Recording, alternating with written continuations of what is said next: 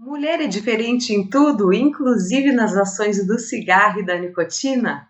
Sim, sim, você mulher é diferente até nisso. Por isso fica nesse vídeo para você conhecer as diferenças.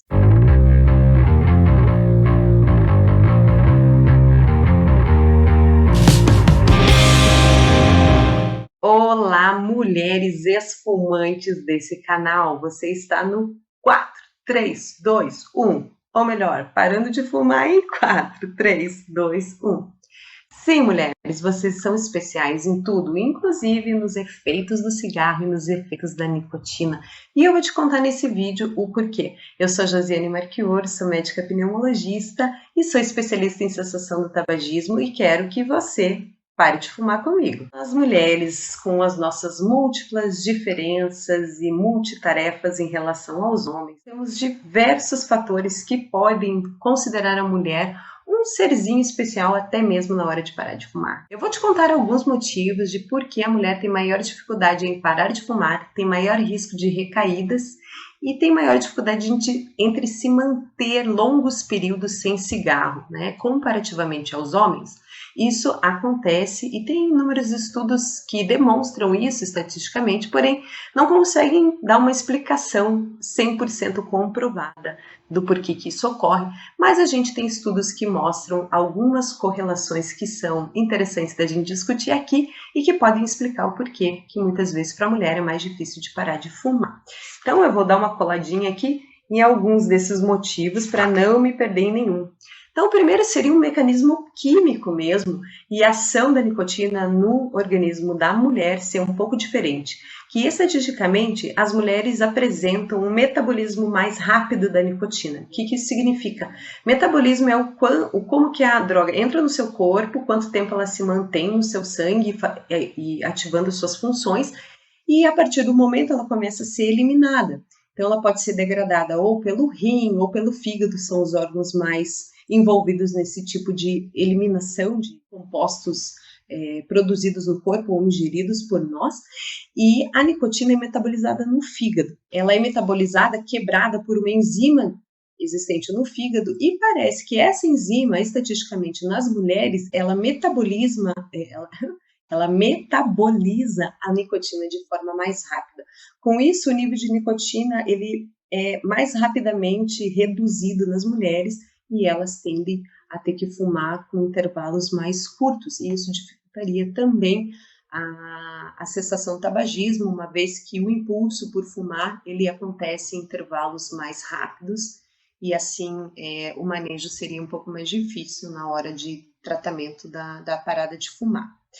O segundo seria o número de tentativas. Então, parece que existe também um pouco de viés na análise desses dados em relação a homens e mulheres e o número de vezes que a tentativa é fracassada, né, que a pessoa volta a fumar. Por quê? Porque parece que estatisticamente, em vários estudos, as mulheres tentam mais vezes parar de fumar. Então, isso seria um dado que contaminaria essa estatística, né? Porque quem tenta mais vezes também falha mais vezes. Mas outros estudos corrigiram, né? Então tiraram o número de tentativas e corrigiram aí, igualaram o número de tentativas entre homens e mulheres e continuaram vendo que as mulheres têm mais dificuldade em parar de fumar e mais recaídas. Isso pode acontecer também por alterações hormonais. Então, parece que a influência dos hormônios femininos e a diferença entre o ciclo menstrual, que não existe no homem, e a variação também entre os níveis hormonais na pré-menopausa, na menopausa, interferem na forma que a nicotina age no sistema nervoso central feminino. Isso a gente não sabe se a variação de hormônios tem mais relação com a própria variação de humor, que essa é bem comprovada no ciclo menstrual, mas pode ser que, em decorrência do humor se alterar muito, isso influencia nos gatilhos mentais ali que te levam a fumar, mas pode ser que o próprio hormônio tenha alguma interação com a nicotina e isso também dificulte a mulher em parar de fumar. Quando a gente pega os estudos, a gente vê também que a diferença maior entre homens e mulheres é quando o tratamento é feito, quando não é um tratamento específico para parar de fumar, mas é aquela tentativa de parar por conta, que não é contraindicada de maneira nenhuma.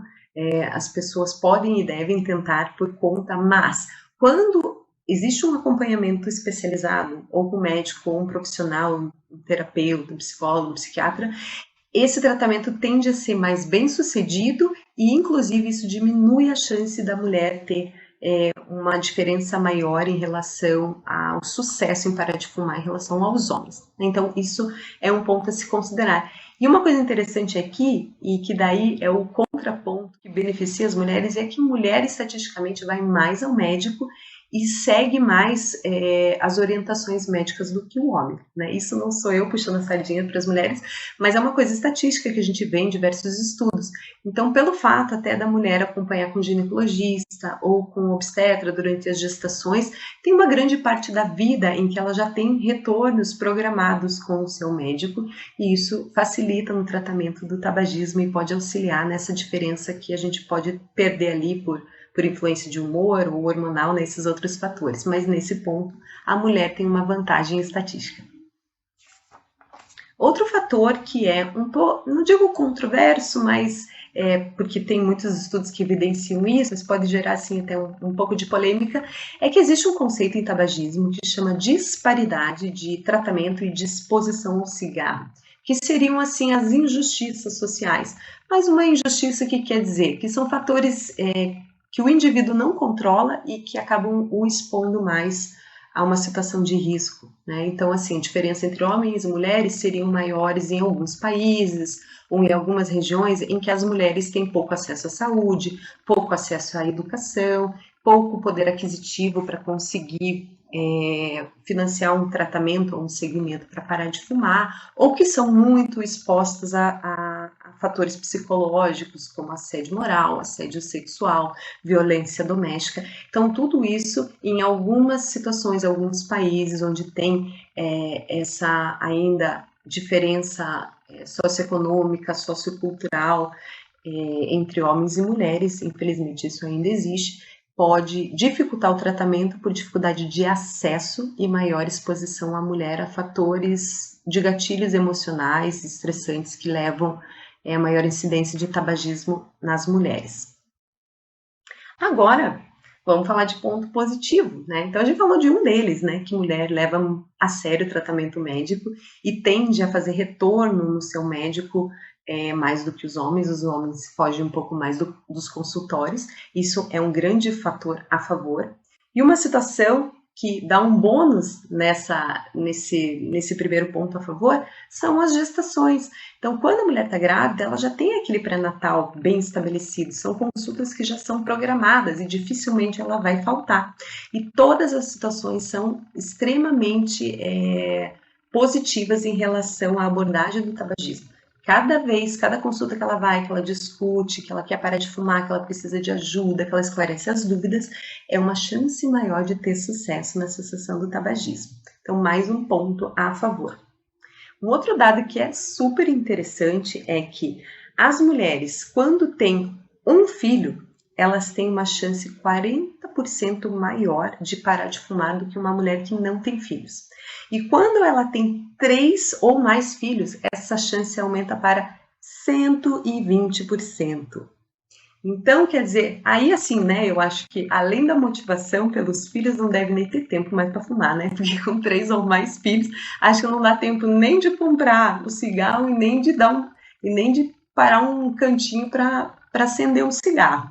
Mas, brincadeiras, né, à parte, essa é a estatística. Uma mulher que tem um filho aumenta em 40% a sua chance de parar de fumar e em 120% se ela tem 3 ou mais filhos. Isso acontece nos homens também? Acontece, mas não tem diferença entre o número de filhos, então um homem que tem um filho, ele tem mais chance de parar de fumar do que o homem que não tem filhos. Mas essa chance é de 25% a 30% maior, né? E na mulher já é de 40% com apenas um filho. Então, mais uma vantagem. E aqui cabe lembrar de que mulheres que param de fumar, elas reduzem em 50% a chance de ter um filho fumante, só por elas terem deixado de fumar. Interessante, né? Então, olha a influência positiva que a gente tem na vida dos nossos pequenos, nos nossos filhos. aquele viés que eu já comentei, né, de que mulheres tentam mais, pode ter contaminado a estatística em alguns estudos, mas não deixa de ser uma vantagem para as mulheres, uma vez que elas não têm medo de tentar. E mesmo que elas fracassem, eu não gosto nem dessa palavra fracasso, mas a cada vez que elas têm uma recaída, o que qualquer fumante tem uma recaída, ele já passou por um ciclo de tentativa que o fez ter um monte de aprendizado em relação à experiência de deixar o cigarro. Então, ele já sabe controlar melhor os seus gatilhos, tanto ambientais quanto emocionais. Ele vai aprender a reconhecer, ou ela vai aprender a reconhecer os sintomas de abstinência e vai saber lidar melhor com eles. Então, a chave é quando você tem uma recaída, que é uma coisa que infelizmente é esperada. Quando você tem uma recaída, você emende mais uma vez numa nova tentativa. Porque aqui funciona mais ou menos assim. Pensa se você tem um pouco de medo da água e daí você toma coragem, você começou a fazer uma aula de natação, ou começou a mergulhar sozinho, ou frequentar a praia, alguma coisa assim. E daí tem um dia que você toma um caldo ali, tem uma experiência ruim com a água, com a piscina, e para de nadar.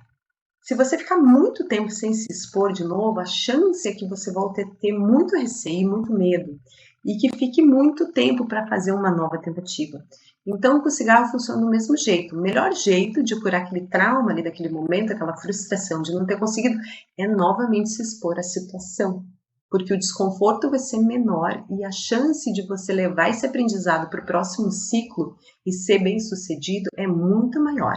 Então, pense nisso. Se você tiver uma experiência ruim na piscina e ficar com medo de se expor novamente, voltar a nadar e demorar 1 ano, 2 anos para mergulhar de novo, você vai perder aquele ciclo de aprendizado, né?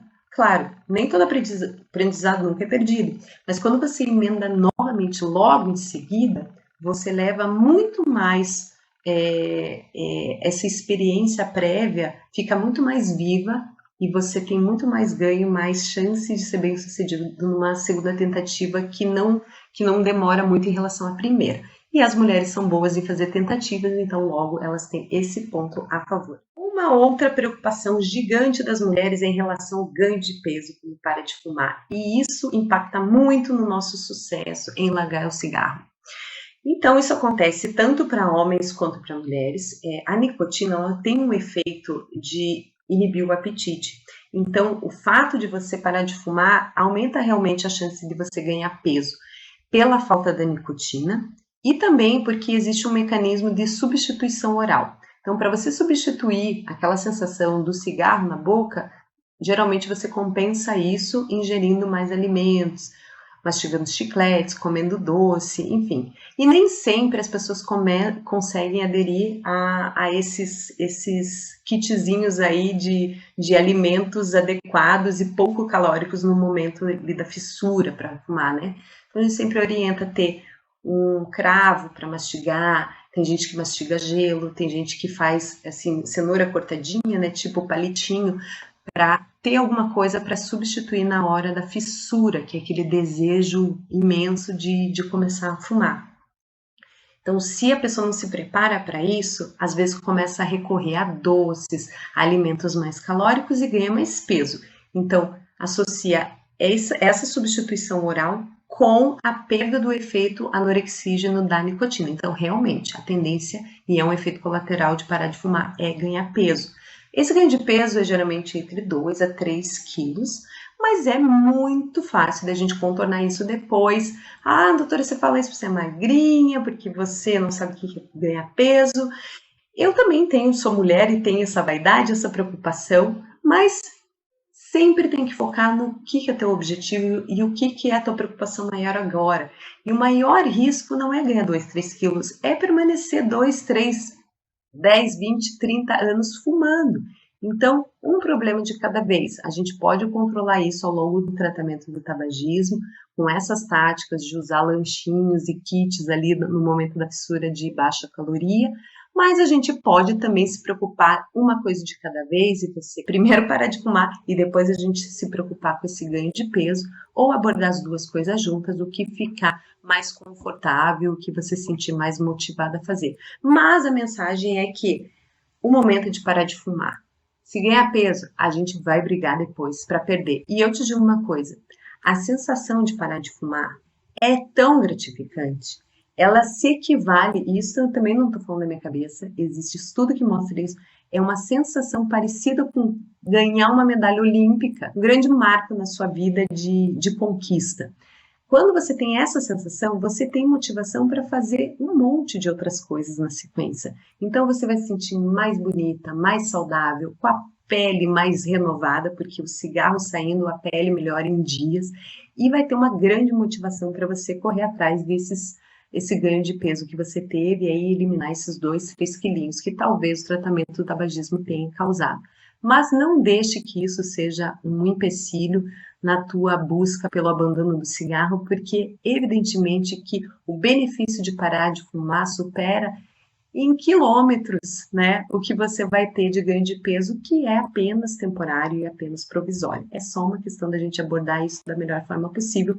Conte comigo, nós estamos aqui para ter muitos insights sobre de que forma você vai focar no seu tratamento do tabagismo e esses problemas, esses pequenos ajustes a gente vai fazendo assim que você se tornar uma ex-fumante.